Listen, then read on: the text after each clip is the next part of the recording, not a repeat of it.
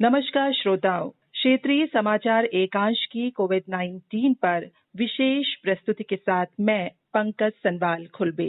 श्रोताओं, आज हम बात करेंगे नई शिक्षा नीति और कोविड-19 के समय हो रही ई लर्निंग पर। इन विषयों पर बात करने के लिए हमारे साथ हैं प्रोफेसर डॉक्टर सुशील उपाध्याय जी। बहुत बहुत स्वागत है प्रोफेसर उपाध्याय हमारे कार्यक्रम में आपका। सबसे पहले मैं आपसे ये जानना चाहूंगी कि नई शिक्षा नीति को किस तरह से देखते हैं आप, जिसको लेकर प्रधानमंत्री नरेंद्र मोदी जी ने भी कहा है कि 21वीं सदी की आकांक्षाओं को पूरा करेगी नई शिक्षा नीति। देखिए, पहली बात तो ये कि ये लगभग 35-36 साल बाद नई शिक्षा नीति हमारे सामने आई है और इस नीति को वास्तव में जैसे हम कहते हैं कि 21वीं सदी का भारत कैसा होगा उसको ध्यान में रखकर तैयार किया गया है। इसको 4 मोटे हिस्सों में बांट के हम देख सकते हैं कि अभी तक जो हमारा पैटर्न था प्राइमरी और सेकेंडरी एजुकेशन का, तो हम उसको 10+2 कहते थे। और अब थी कि बच्चा 5 या 6 साल की उम्र में स्कूल में दाखिल होगा, उसके बाद 10वीं में पहला बोर्ड फेस करेगा और फिर 12वीं में दूसरा बोर्ड फेस करेगा।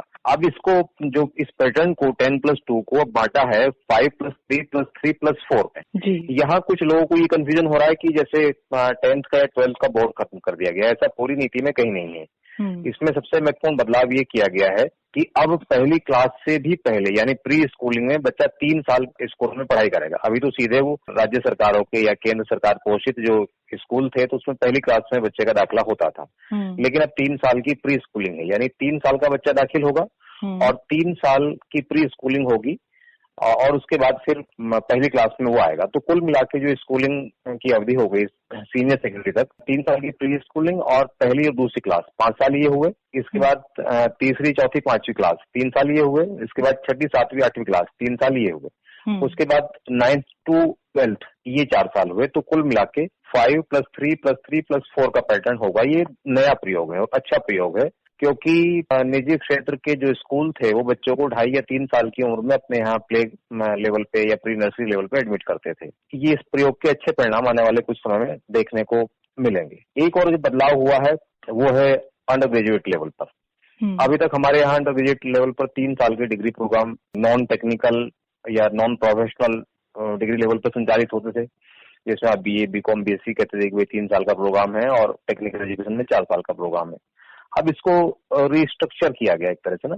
इसकी सबसे बड़ी खूबी ये है कि मल्टीपल एंट्री और मल्टीपल एग्जिट चॉइस दी है। जैसे मानिए हमारे शिक्षा मंत्री रमेश पोखरियाल निशंक जी ने भी कहा कि अभी तक तो ये था कि 12वीं के बाद आपने किसी एक कोर्स में एडमिशन लिया और सपोज आपने BTech के 6 सेमेस्टर करने के बाद कोई ऐसी स्थिति आई कि आप आगे नहीं पढ़ पाएंगे, तो आपके 6 सेमेस्टर 3 साल बेकार हो जाते थे।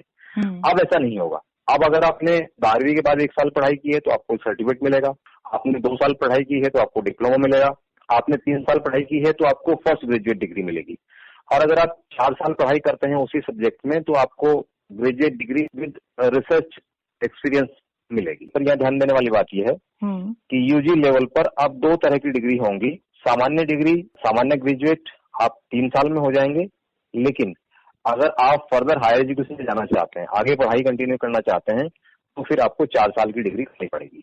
दूसरे PG लेवल पर भी इसमें एक बदलाव हुआ है। अगर आप 4 साल की UG डिग्री करके आएंगे, यानी 4 साल की आपने अंडर ग्रेजुएट डिग्री अगर की है, तो फिर आपकी PG डिग्री 1 साल की होगी। और ये हम इसको कहते हैं कि एक तरह से पैरिटी पे लाया गया है कि पूरी दुनिया में खासतौर से अमेरिकन हायर एजुकेशन जो पैटर्न है वो लगभग इसी तरह का है। ये इस लेवल पे बदलाव हुआ है, अंडर ग्रेजुएट लेवल पे और पोस्ट ग्रेजुएट लेवल पे। तो आपको क्या लगता है कि क्या बड़ी बातें बदलेंगी नई शिक्षा नीति में, खासकर अगर हम बात करें स्कूली शिक्षा से लेकर के उच्च शिक्षा तक? जो बदलाव होंगे वो अब से 2 साल बाद दिखने लगेंगे और भारत सरकार ने भी माना है कि भाई 2025 तक ये जो इस नीति की जो खूबियां हैं या विशिष्टताएं हैं वो आम लोगों के सामने आने लगेंगी। तो जहां तक जो बड़े बदलाव हैं जिस तरफ आप संकेत कर रही हैं, तो बड़े बदलाव ये है कि पहली बार फोकस किया गया है कि प्राइमरी लेवल पर गुणवत्तापूर्ण शिक्षा दी जाएगी। ये एक बड़ा बदलाव है। दूसरा बदलाव ये है कि भारत सरकार ने तय किया है इस नीति में कि 2025 तक 50% विद्यार्थियों को वोकेशनल एजुकेशन दी जाएगी। यानी अभी तक जो 12वीं पास करके बच्चे निकल रहे हैं, सिंपल 12वीं पास करके वो निकला है, लेकिन इनमें से 50% का टारगेट रखा है कि ये 50% ऐसे हों कि 12वीं पास करते ही कोई न कोई रोजगार करने की स्थिति में हो। और इससे महत्वपूर्ण बात ये कही कि इसके बाद जो बच्चा एजुकेशन लेने की तरफ आगे आए तो वो रोजगार सीकर ना हो, वो नौकरी चाहने वाला ना हो, बल्कि नौकरी पैदा करने वाला हो। मैं यहाँ पे आपसे ये जानना चाहूंगी, जो नई शिक्षा नीति में शुरुआती शिक्षा से स्किलिंग पर फोकस किया गया है या स्किलिंग पर फोकस रखा गया है, तो क्या ये एक आधार, एक फाउंडेशन होगा जो जॉब सीकर से जॉब क्रिएटर की ओर लेकर जाएगा कहीं ना कहीं हमारे छात्र छात्राओं को आने वाले समय में? निश्चित रूप से अभी जो मौजूदा पद्धति है उसमें एक बड़ा चेंज है। आप पूरी पॉलिसी में हर लेवल पर चेंज आप देखेंगे, जो उसके मुख्य बिंदुओं पर आप एक निगाह डालेंगे तो साफ साफ दिखता है। लेकिन हमें ये भी मानना पड़ेगा कि केवल तत्काल ऐसा कोई मिरेकल नहीं होने वाला, इसको ऐसा कोई चमत्कार नहीं होने वाला कि अगले साल से इसके रिजल्ट सामने आने लगेंगे। इसमें 3 से 4 साल का वक्त लगेगा ही लगेगा। और जो एक महत्वपूर्ण बदलाव इसमें किया गया है कि अब आने वाले समय में स्ट्रीम बेस्ड डिफरेंस नहीं रहेगा। अब ये नहीं होगा कि ये बच्चा केवल साइंस का है, ये बच्चा केवल कॉमर्स का है, ये केवल आर्ट्स का है, ये केवल ह्यूमैनिटीज का है, ये केवल सोशल साइंसेज का है, ऐसा नहीं होगा। ये बहुत बड़ा चेंज है कि अगर अब कोई स्टूडेंट ये चाहता है कि वो 12वीं लेवल पर फिजिक्स के साथ साथ म्यूजिक भी पढ़ ले तो पहली बार ये चॉइस होगी। तो एक बड़ा बदलाव ये रहेगा। तो खास तौर से उन बच्चों को बहुत फायदा होने जा रहा है जो समझते थे कि भाई उन्हें एक लैंग्वेज के साथ कोई साइंस का सब्जेक्ट पढ़ना है या उन्हें मैथ्स के साथ कॉमर्स पढ़नी है। तो ये एक बड़ा बदलाव ये भी आने वाले समय में दिखाई देगा। तो हम कहते हैं कि ये आकांक्षाओं का विस्तार है।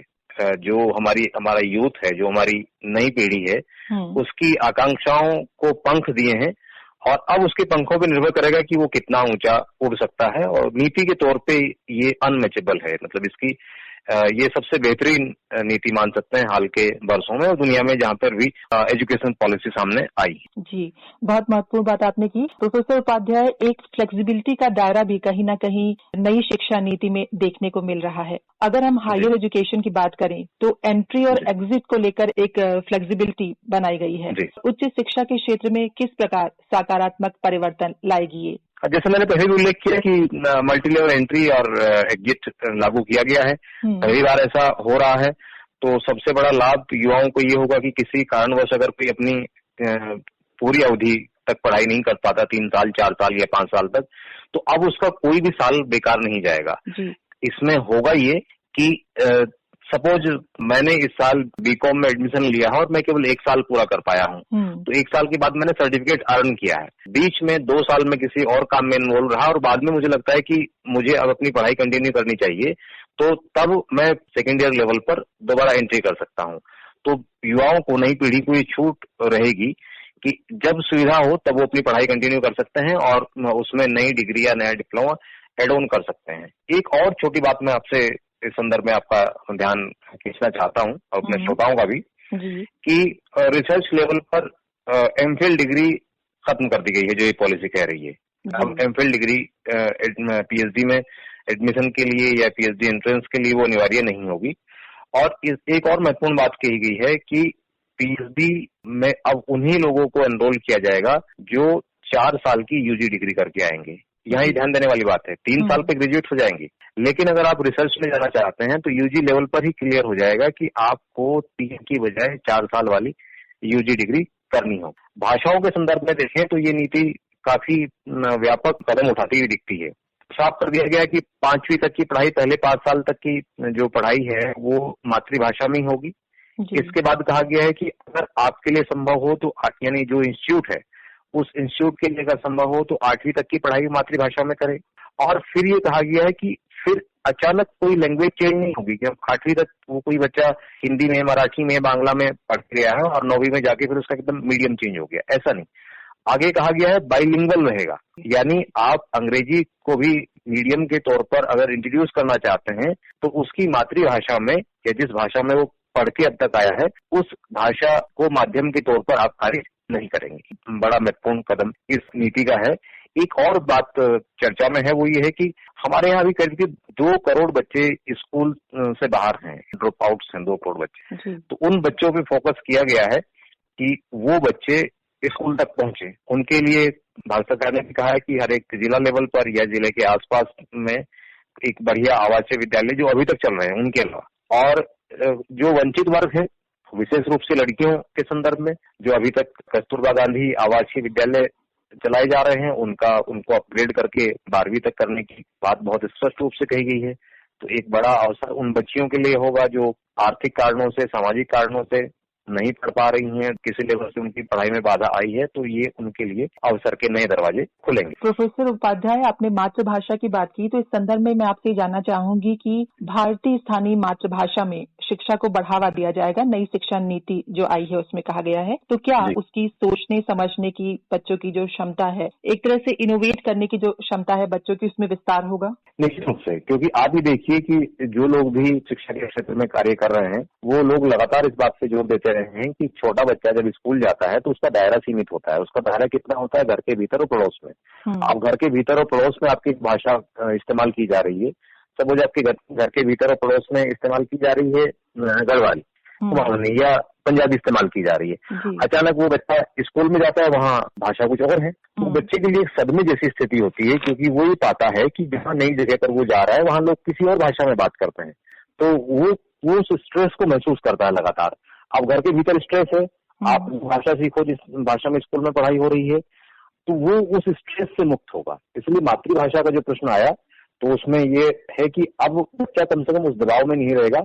दूसरे जो त्रिभाषा फॉर्मूला है कि भाई एटलीस्ट वो 3 भाषाएं सीखेगा, अपनी मातृभाषा पढ़ेगा, कोई अंतर्राष्ट्रीय भाषा पढ़ेगा या अंग्रेजी पढ़े या कोई और भाषा पढ़े, और अगर उसे पसंद है तो वो कोई एक शास्त्रीय भाषा भी पढ़ सकता है। शास्त्रीय भाषाओं में संस्कृत है, पाली है, प्राकृत है। तो ये नई शिक्षा नीति बच्चे को उसकी भाषा में शिक्षा उपलब्ध कराने के साथ साथ भारत की प्राचीन और वर्तमान भाषाओं के संरक्षण का भी अवसर पैदा करती है। जी प्रोफेसर उपाध्याय, कोविड-19 महामारी के इस समय शिक्षा के क्षेत्र में व्यापक बदलाव दिखाई दे रहा है और वर्तमान समय में कोविड-19 के इस दौर में बच्चों को शिक्षा ऑनलाइन मिल रही है। आपसे जानना चाहूंगी कि नई शिक्षा नीति वर्तमान परिप्रेक्ष्य में किस प्रकार कारगर साबित हो सकती है? देखिए, इस नई शिक्षा नीति में डिजिटल एरा पर बहुत जोर दिया गया है, तो इसको कहा भी गया है कि it's a policy of digital era.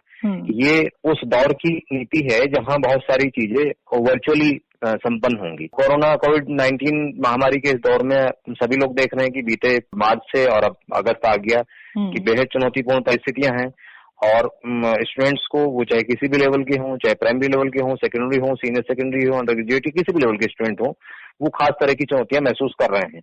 तो इस पॉलिसी में इस बात पर काफी फोकस किया गया है कि आने वाले समय में एजुकेशन की डिलीवरी से संबंधित प्रोसेस में कोई एक हिस्सा ऑनलाइन या वर्चुअल मीडियम का रखा जाएगा।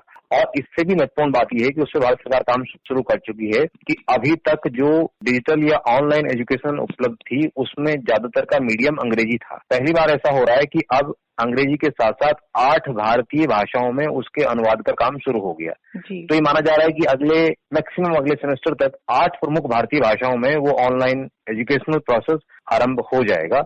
लेकिन ये एक बात जरूर स्पष्ट की जाने की आवश्यकता है कि फेस टू फेस एजुकेशन का विकल्प नहीं है वर्चुअल एजुकेशन। ये तो चूंकि इस वक्त आपातकालीन स्थितियां हैं, इसलिए हम उस दिशा में सोच रहे हैं, लेकिन पॉलिसी परफेक्ट है उसकी आगे। जी, कार्यक्रम के अंत में मैं आपसे जानना चाहूंगी कि कोविड-19 महामारी के इस दौर में ई लर्निंग को आप कैसे देखते हैं? ई लर्निंग अनिवार्य प्रोसेस है और इस दिशा में आज से नहीं, पिछले 10 साल से भी ज्यादा समय से सरकार कोशिश कर रही थी, पर उसकी प्रगति उतनी नहीं थी। लोगों को लगता था इसकी क्या उपयोगिता होगी, लेकिन अचानक कोविड-19 महामारी के आने के बाद उसकी उपयोगिता बेहद बढ़ गई और उसकी उपयोगिता साबित भी हुई।